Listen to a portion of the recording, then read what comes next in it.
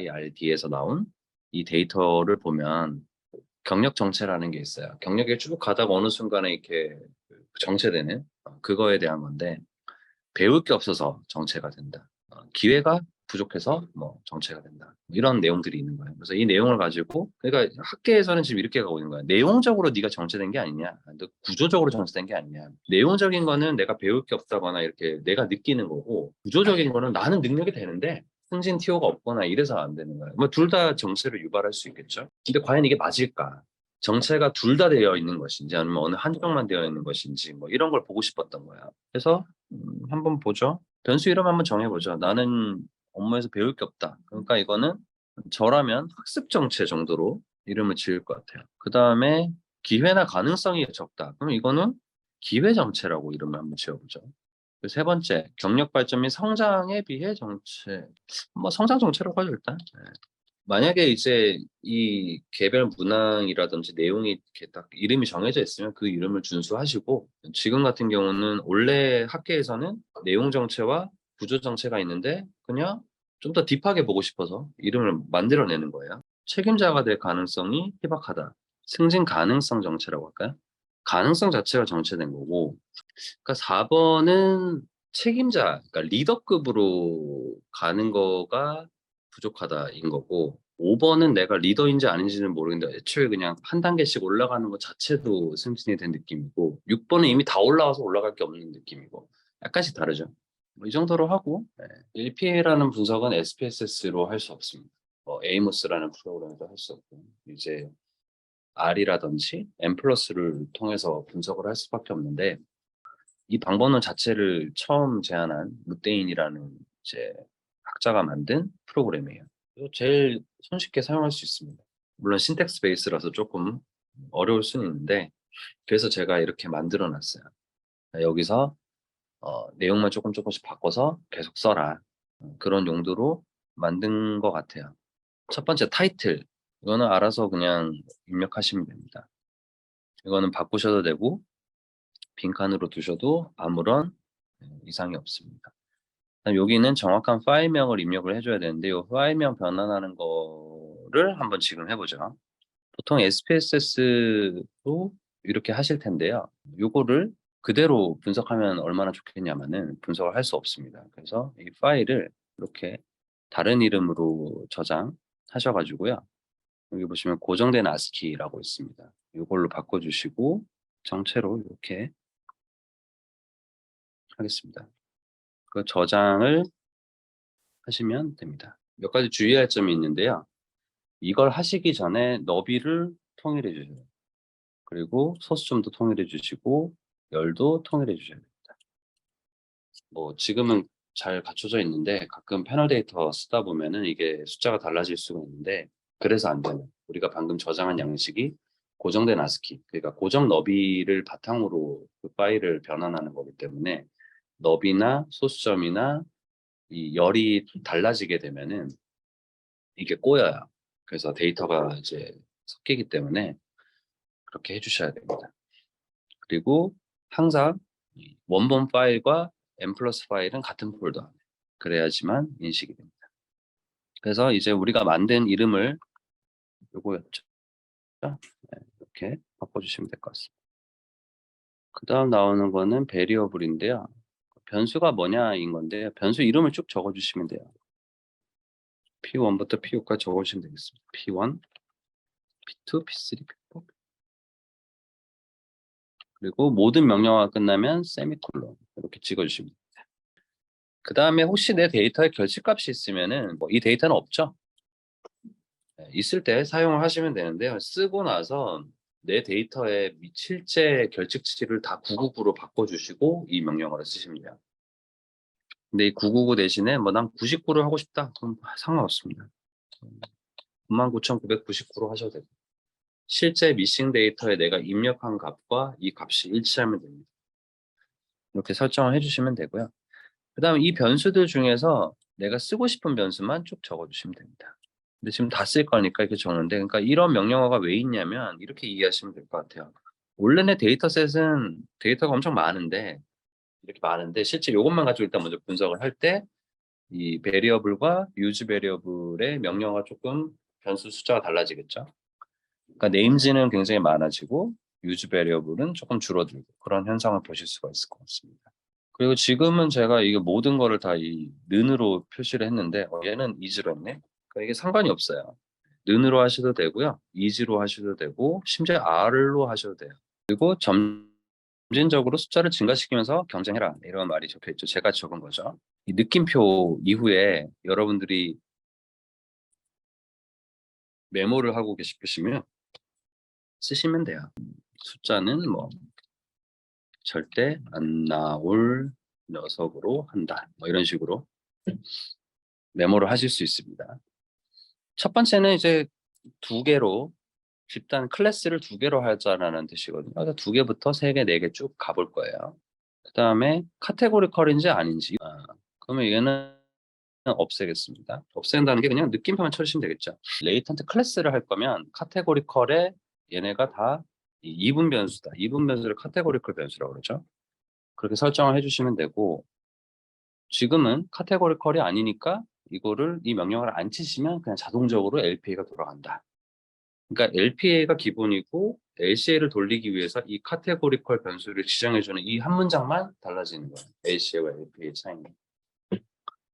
그리고 이 억실러리 부분은 나중에 이제 원인과 결과 분석할 때 사용할 거라 지금은 느낌표 처리를 해놓겠습니다. 자, 여기까지 정리하자면 타이틀은 본인이 하시고 싶은 제목 지으시고요.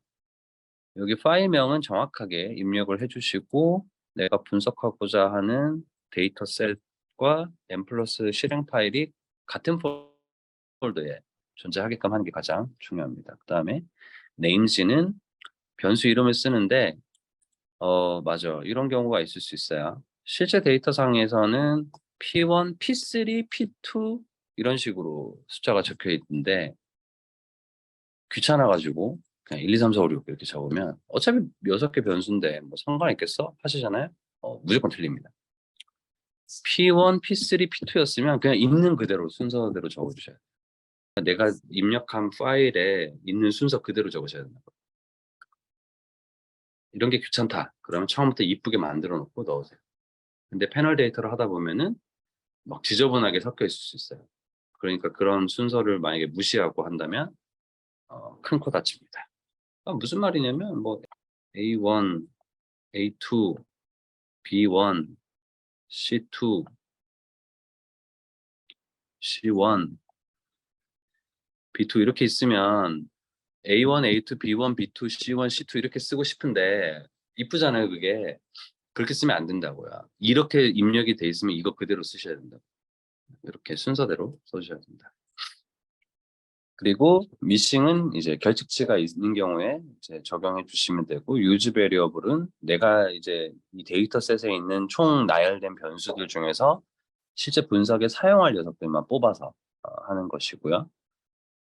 그 다음에 클래스는 이제 가장 적은 숫자가 두 개잖아요. 하나는 분류를 안 하는 거지.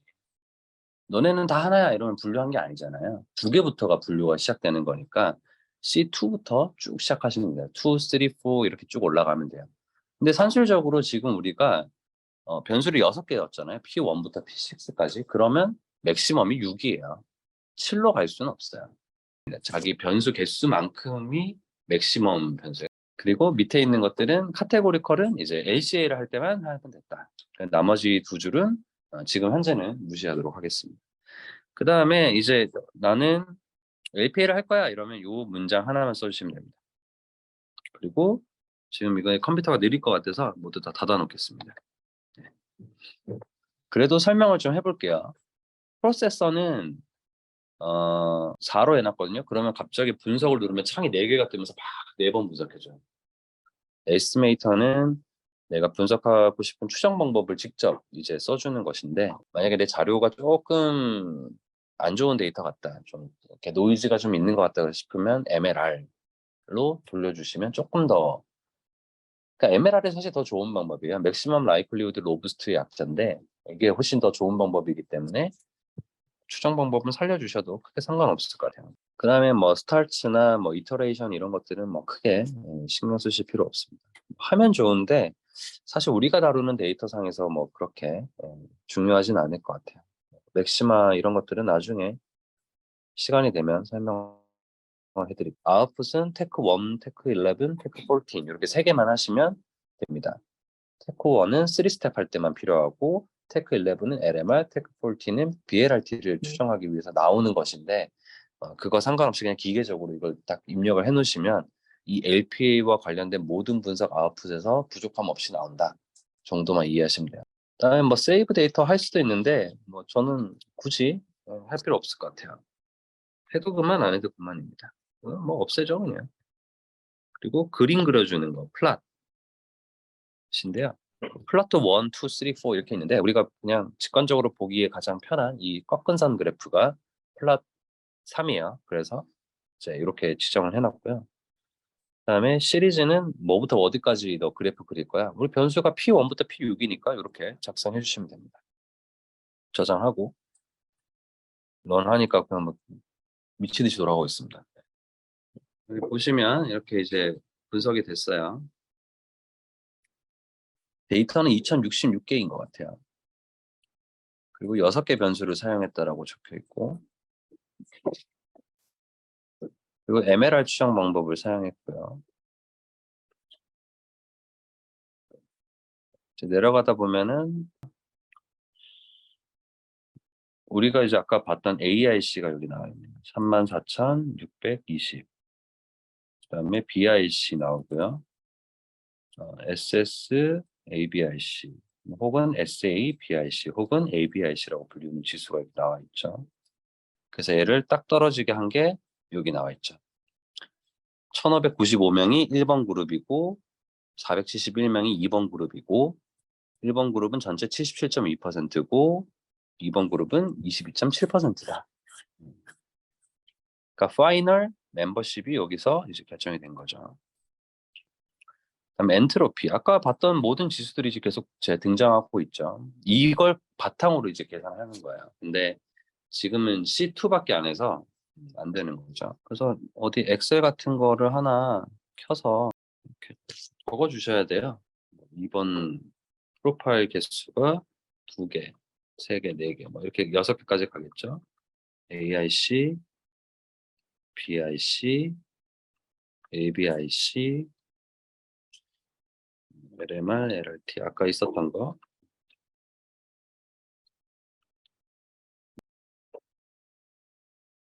이런 거 만들어 가지고요. 여기서 이 숫자들을 뭐 복사해서 넣어 주시는 것도 좋아요. 이런 식으로.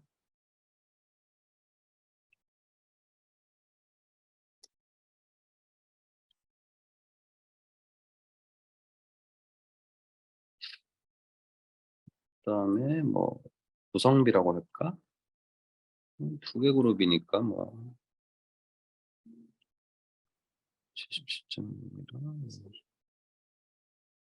이런 식으로. 음.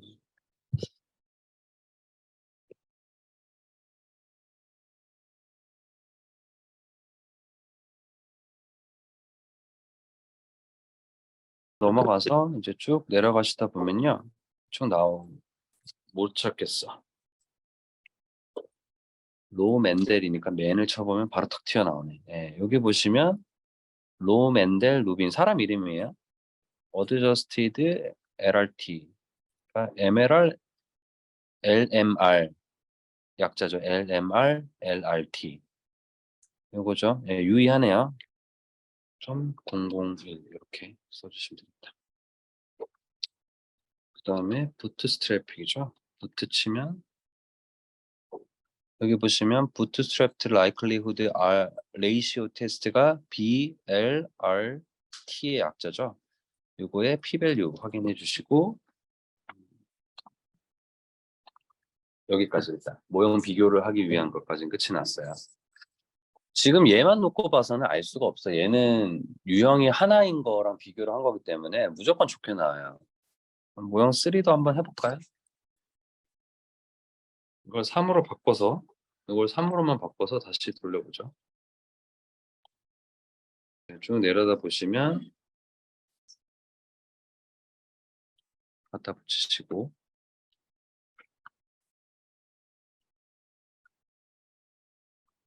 BIC를 여기다 붙이시고 ABIC를 여기다 붙이시고 이걸 이제 4, 5, 6 다 계속 반복해야 되는데 일단 한번 그냥 볼게요. 여기서 AIC랑 BIC는 작아지면 좋다고 했어요. 그러니까 숫자를 보시면 두 번 그룹을 했을 때는 34,600이었는데 세 개째 그룹에서는 33,600으로 1,000 정도가 줄어들었죠.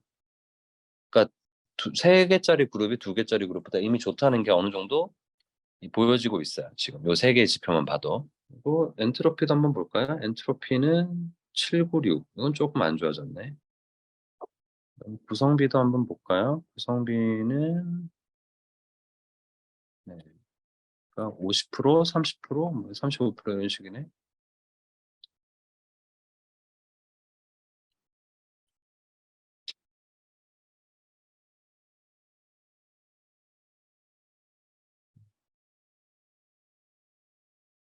뭐 이렇게 나올 것 같은데 그다음에 LMR, LRT 찾아서 보면 좀 오고 찾아도 좀 00이고 동일하네요. 이런 표로 계속 만들어 가는 겁니다. 그럼 이제 한번 볼게요. AIC, BIC, ABIC는 낮을수록 좋다고 했습니다. 근데 이제 보시면 이렇게 쭉 내려가다가 올라가죠. 뭐 아니면 이런 것들을 이런 걸로 보셔도 될 것 같은데 좀 이렇게 잘 보이진 않지만 내려갔다가 내려가서 좋았죠. 올라갔죠. 그러니까 안 되는 거예요. 여기까지가 제일 좋은 거예요. 그래서 지금 얘가 제일 좋은 거다라고 생각하시면 돼요. 그것보다는 그냥 6번은 절대 아니다. 얘는 절대 아니다. 그 정도로 지금 판단할 수 있을 것 같아요. 그리고 LMR, LRT랑 BLRT는 유의할 경우 이제 숫자가 더 큰 모델이 좋은 거예요. 2번도 유의했죠. 그러니까 1번보다 좋았다는 거예요. 분류가 하나인 것보다 두 개가 좋은 거죠. 얘도 세 개짜리가 두 개짜리보다 좋아요. 얘도 좋아요. 얘도 좋아요. 그럼 얘인데? 라고 생각하기가 쉽죠. 하지만 모든 조건을 다 종합적으로 봐야 돼요. 근데 현재까지는 여기까지는 지표가 얘를 지금 지지하고 있습니다. 그 다음이 이 친구이긴 한데 사실 뭐 엔트로피는 얼마가 붙었지? 0.7인가? 0.8인가? 뭐 레퍼런스를 좀 찾아보셔야 돼요. 0.8, 0.85, 0.85까지 좋다는 논문도 있는 것 같고 그건 확인을 해보셔야 될 것 같고요. 일단 구성비 볼게요. 77대 22.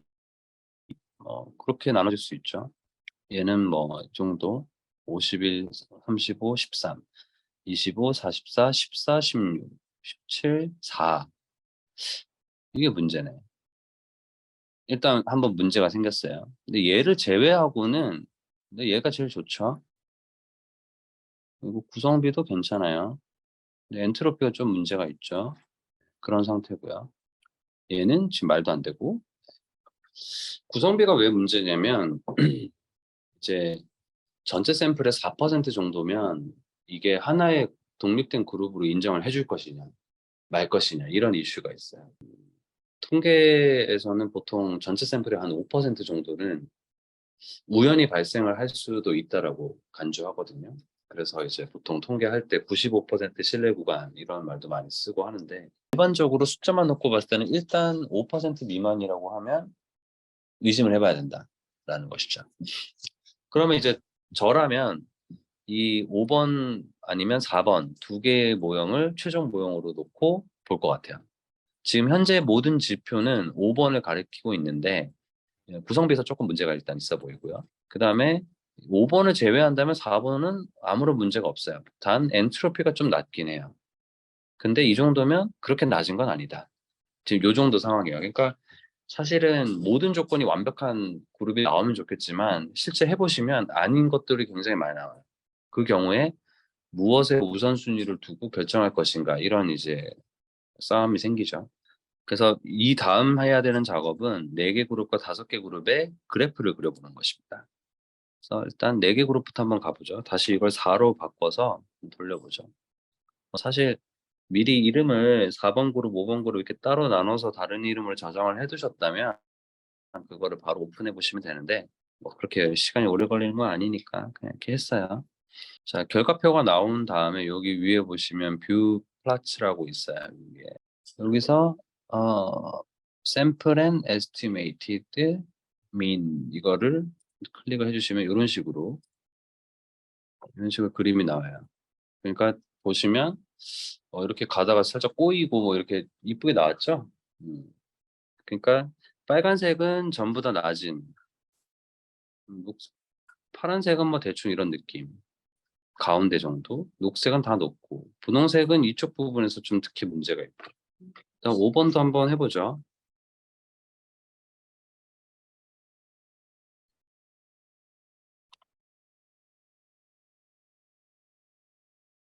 이것도 그림을 한번 이렇게 sample and estimated means 눌러서 볼 수 있겠죠. 이 중에서 그 문제의 5% 녀석이 누구지? 볼까요? 파란색 선이네요. 그럼 이제 해석을 한번 해보죠. 첫 번째 거가 이런 뉘앙스였죠.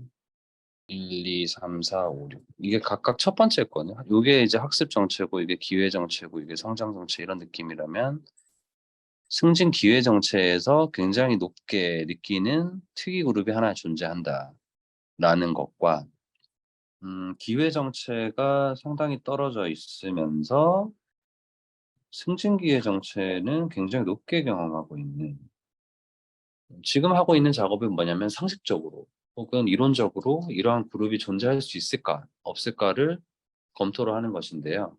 그러니까 이 위에 있는 뭐 잣대들 중에서 뭐 하나만 가지고 절대적으로 얘는 아니야 이렇게 정하기는 좀 쉽지 않아요. 그렇게 해서도 안 되고, 물론 학자에 따라서는 BIC가 제일 중요하다, 얘 기준으로 해라라고 하시는 분도 있고 뭐 다양한데, 저는 이 기준들을 다 종합적으로 봤을 때 가장 손을 많이 들어주는 쪽을 선택하는 게 맞고, 그중에 제일 중요한 거는 이게 상식적으로 맞냐, 혹은 상식에 좀 위배되더라도 결과가 설명이 가능하냐, 이런 걸 봐야 된다고 보거든요. 제가 봤을 때 두 가지 그룹 다 괜찮은 것 같아요. 그렇다면 저라면 4번과 5번을 둘 다 각각 분석을 계속 끝까지 가볼 것 같아요. 그 다음에 마지막에 결정할 것 같아요. 5번 그룹이 모든 수치상 좋으나 이 굉장히 극소수의 이 그룹이 굉장히 흥미롭은지 아닌지도 좀 검토를 해봐야 될 것 같고, 실제 저 그룹이 다른 그룹하고 뭔가 다른 차이를 보이는지 아닌지도 확인해봐야 될 것 같아요. 그리고 이것도 고려를 좀 하셔야 되는데, 보시면 97명이거든요. 그러니까 이게 샘플이 많아서 그래요. 그러니까 여러분들이 만약에 300명 가지고 데이터를 했다, 그러면 그중에 이제 5%라고 하면은 한 50명도 안 되는 거잖아요. 그게 적잖아요. 그러니까 그런 경우에는 진짜 쓸데가 없는데, 얘는 다행히 2,000명이나 넘으니까 100명 정도의 하나의 그룹이, 적은 그룹이지만 나왔고, 100명 정도면 사실 통계 분석하는데 지장이 별로 없어. 근데 내가 전체 샘플이 별로 좀 적었다, 그러면 어쩔 수 없이 별로 쓸 수가 없는 경우도 존재할 수 있거든요. 그러니까 이거는 이 데이터의 어떤 좀 장점일 수가 있겠네요. 그래서 일반적으로 LPA를 하기 위해서 최소 요구되는 샘플이 몇 개냐, 뭐 시뮬레이션 연구를 보면은 300명도 된다라고 하는데, 저는 그거는 좀 적다고 생각해요. 왜냐면 방금 이 경우와 같이 굉장히 적은 수의 그룹이 나왔는데 통계 분석을 하기가 불가능해질 수 있기 때문에 샘플은 사실 많으면 많을수록 좋다라고 보는 게 제 관점.